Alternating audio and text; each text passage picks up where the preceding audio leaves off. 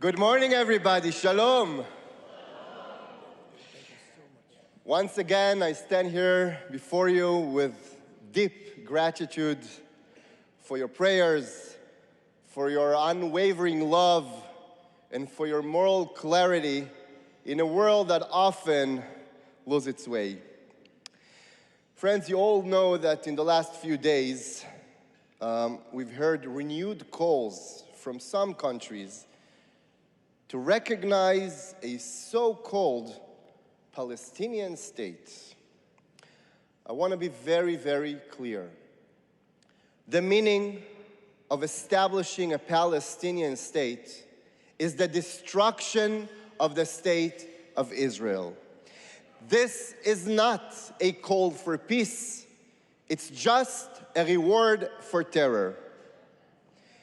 You know, we will never forget what happened on October 7th, when evil was unleashed, when babies were beheaded, when women were raped, when whole families were burned alive.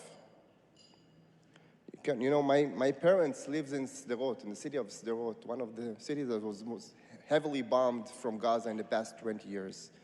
My father, 84-year-old man, had to run away from synagogue when bullets were all around him. Over 250 men, women, children, babies were taken into the dungeons of Gaza. 50 of them are still there. 668 days. 668 days. And instead of rallying behind Israel in its just war against this evil, some nations now say, let's give the terrorist a state.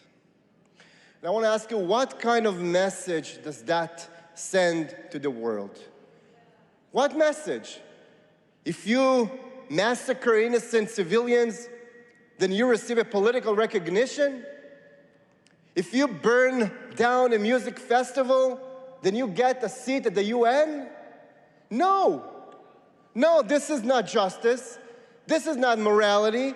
And this is certainly not the way to promote peace. You cannot build peace on lies. And the idea of a Palestinian state is a dangerous lie. A lie that ignores the historical, the moral, the legal, and the biblical connection between the Jewish people and our homeland. I want to ask a simple question. What kind of a state are we talking about? A state led by Hamas, a genocidal terrorist organization? Or maybe by the moderate Palestinian Authority who only pays terrorists to kill Jews and teach young children to hate and kill? This is not a state. It's just a factory of hatred, a launching pad for terror, another destabilizing force in the Middle East. Friends, it's time for the world to understand that a Palestinian statehood would add to the problem, while Israel is part of the solution. This isn't time for a Palestinian terror state. This is time for full Israeli sovereignty on all land of Israel.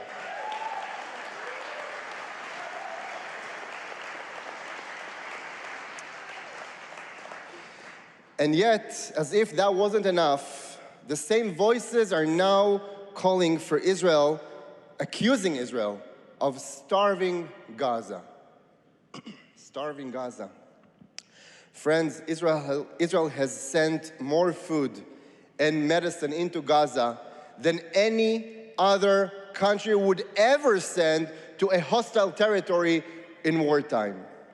Every day, we allow hundreds of aid trucks into Gaza, even while Hamas steals it, even while they fire rockets to our cities and harm and attack our soldiers.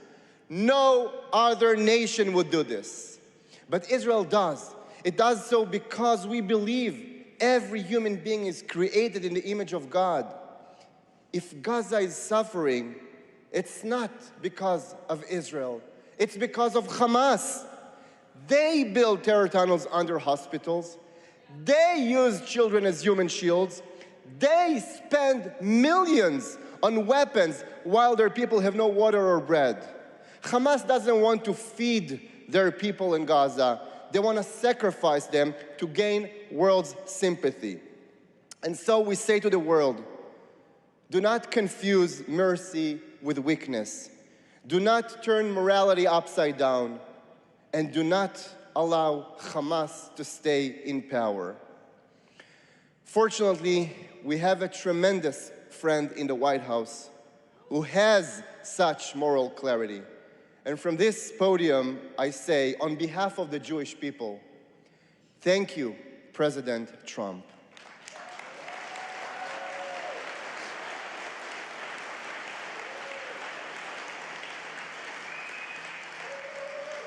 Dear friends, this is not just about Israel. This is about the battle for truth in our lifetime. We live in a moment of confusion when people no longer know the difference between right and wrong, good and evil. But we do. We do. We know that life is sacred, that freedom matters, that the God of Israel still reigns. So let us speak clearly, with faith and with courage. Israel will never surrender to terror. We will never abandon our land. We will never give up on truth. And a Palestinian terrorist state will never be established in the heart of a biblical homeland, no matter what they say, in London, in Paris, or in Ottawa. Because this is the story, it's not our story alone, it's your story too. It's the story of the Bible, a story of the covenant, a story of redemption. And together, we are writing the next chapter. May God bless each and every one of you. May God bless America. May God bless Israel. Am Yisrael Chai.